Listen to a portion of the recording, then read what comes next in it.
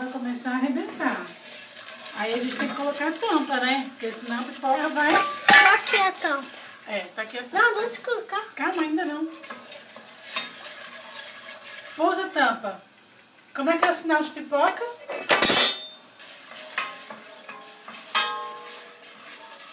Vai começar. Pode?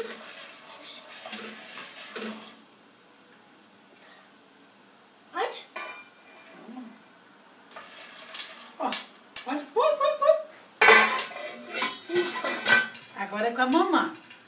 Muito obrigada, meu ajudante. Mas eu quero te tomar. Mas agora a mamãe vai ter que balançar a panela.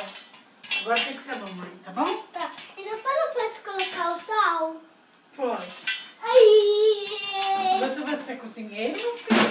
Sim. Vai cozinhar igual a quem? Papai e você.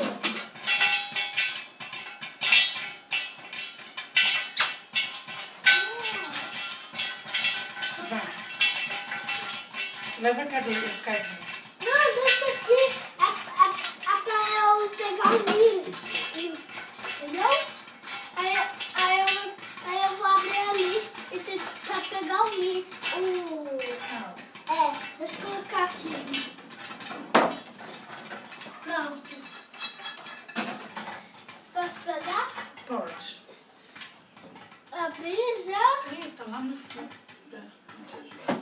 Ó, tá acabando de focar, tá vendo? De estourar? Sim. Ó. Ele tá tô quase. abrindo.